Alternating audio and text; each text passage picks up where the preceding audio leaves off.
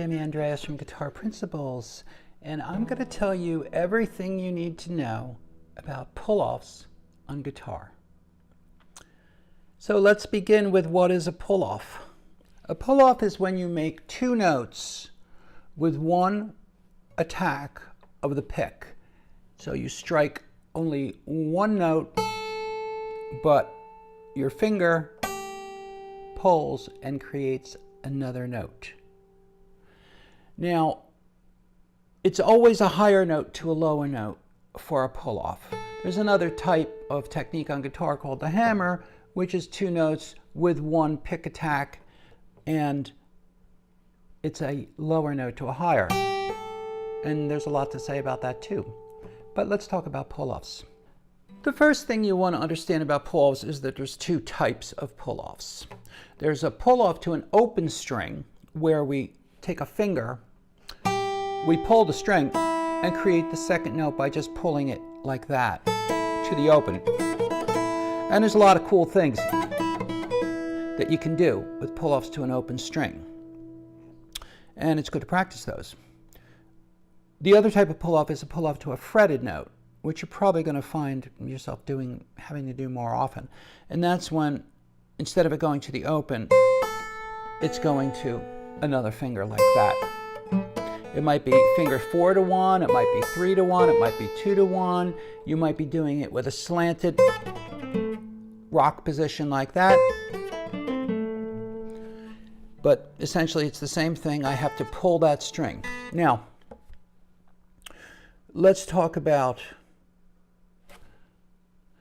what is very important to understand about the execution of pull-offs is that you actually have to pull the string out of its regular alignment. The biggest mistake that guitar students make when doing a pull-off is they don't pull, they lift, they actually just lift the finger off the string like this. You will get no articulation, no real sound from the second note if you do that. You have to actually, you can see me pulling the string so that it's going out of alignment. Now that's the same thing as if I'm firing, if I'm shooting an arrow. I put the arrow on the bowstring. Now if I didn't pull the arrow back, if I just put it there and let go, the arrow would drop to the ground. That's what it is if you just lift off. You actually have to pull the string back to create the energy in the string that's going to propel it forward. When you pull, say here's a pull to a fretted note, you can see in between my fingers the string go out of alignment. That has to be happening or you will get no sound or a very weak sound. And you won't be able to do stuff like this, which we have to do all the time in different styles. So you have to actually pull it out of alignment to create that energy, which is going to make that sound. It's kind of like a snap. Now it's very different for each finger. The 4-1, you can see it go out of alignment there. Now when I do 3-1, the string in between my fingers is shorter, so it actually takes more strength. When I do 2-1, that takes the most strength to pull it out of alignment. You can see how short the string is in between my my fingers. And you know, that's one of the things you want to know about pull-offs is they give incredible strength to the fingers, which is why most professionals will be spending a lot of time practicing. I do pull-offs at least a half an hour every day. I used to do more than that, but so pull-offs are just great for developing and maintaining the fingers because they require a lot of strength to do them, to pull that string out of alignment. Now, when you do pull-offs to a open string, the nut, this part of the guitar, it's holding the string for you. So it's easier to pull the string out of alignment and then let it go like this. But if you're doing a pull-off to a fretted note, the job of this finger here is to hold the string firmly. If that finger moves down like this, you'll get a very weak sound, okay? So this finger is called the pulling finger. This finger is called the receiving finger. They both have a job.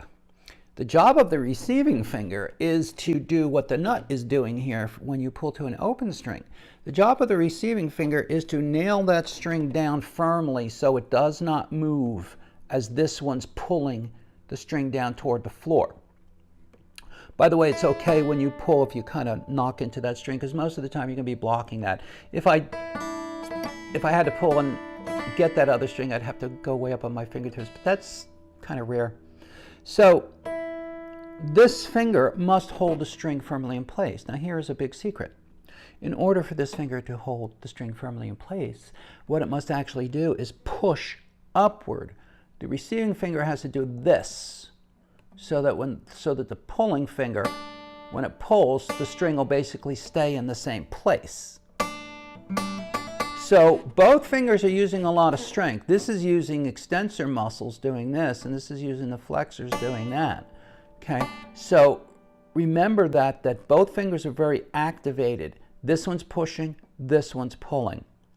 Receiving finger and pulling finger. Now, the next subject is the biggest obstacle to developing pull-offs on guitar, which is sympathetic tension. Sympathetic tension means that because I'm using, say, my third finger, my fourth finger is going to tense up. Okay, that's what sympathetic tension is, and that is going to happen to everybody.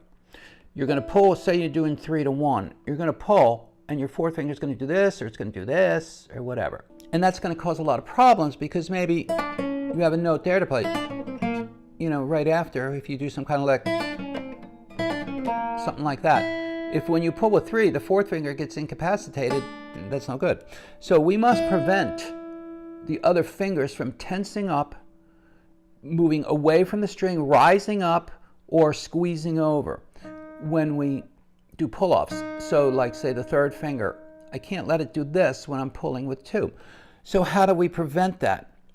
When you practice your pull-off exercises, you prevent the sympathetic tension. It takes a while to do this, but you prevent it by using what I call the touching technique. So if I'm pulling to an open string, what I'm going to do is, as I pull, I'm going to insist that these fingers, I'm going to make them touch the second string while this one pulls. So I'll feel them like they want to pull away, but I'm going to keep them there. Now you have to feel your whole body and relax as you pull. But that would be the way to practice them. Whatever fingers are not being used, make them touch an adjacent string while the other finger pulls, and that will teach them to be very quiet. Now, I would be working that up with the metronome. Now, when you work on your pull-offs and you do pull-off exercises, work with a metronome and build the speed gradually. Go way down to like 2 clicks at 60. And do something like move up the neck like this, if you're practicing the pull-offs to an open. And gradually you'll increase the speed. Go around the metronome, go to like 60, 80, 100 at 2, then go to 1. Relax the whole body as you do this.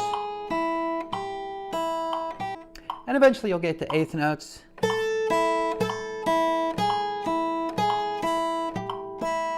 You'll get to 16ths. And then what will happen is, see that touching the fingers, that's like training wheels. So after a while, your fingers will work like this and the other fingers won't tense up.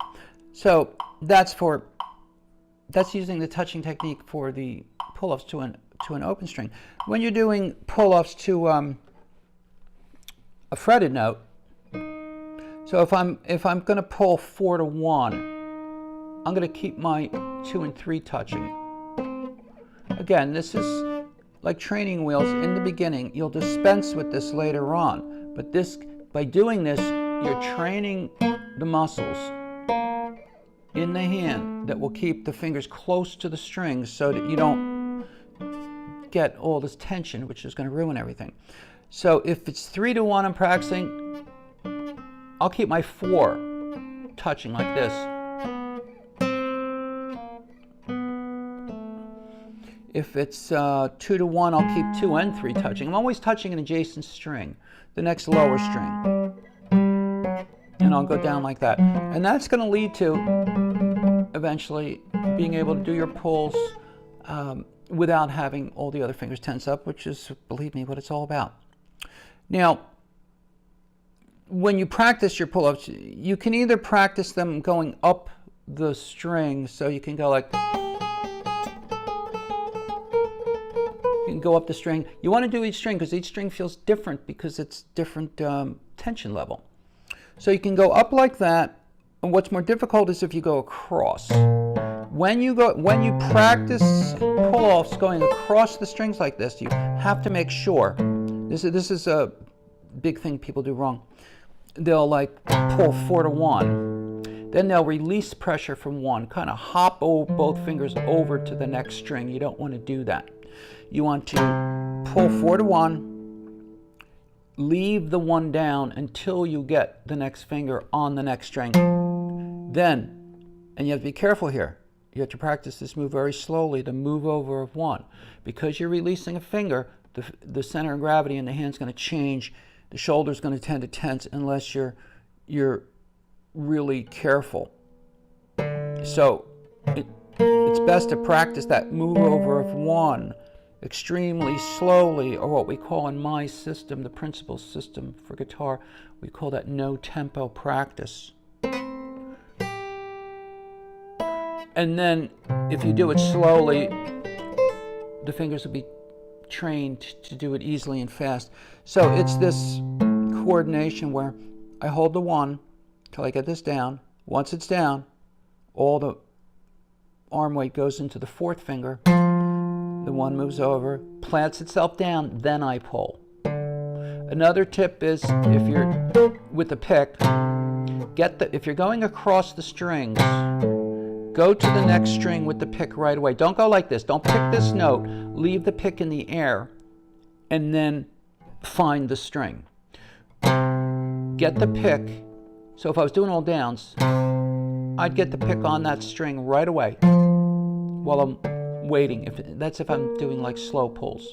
Okay, as the speed goes up, the pick will go immediately to that next string. That tightens the action and makes everything go smoothly. If it's alternate picking, go like this.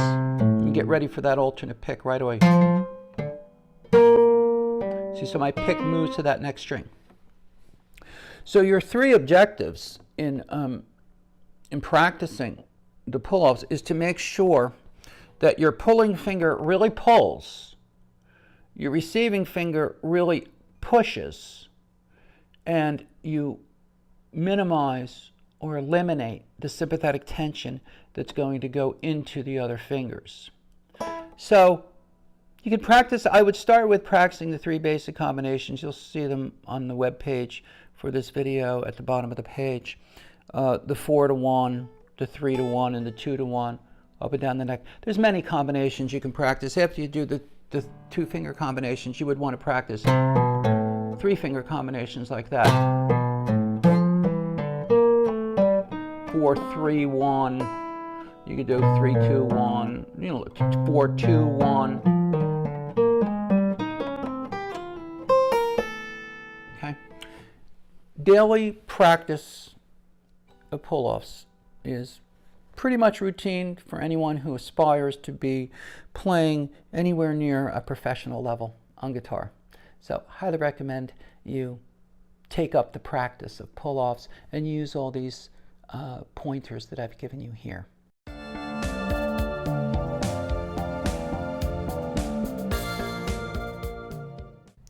Now you may notice as you watch this video that I give you the real secrets of great guitar playing. I don't tell you just what to do, I tell you how to do it. So please help me spread this unique teaching by commenting, sharing, subscribing, and of course ringing that bell so that you get notified every time I upload a new and incredible guitar lesson. Thank you so much.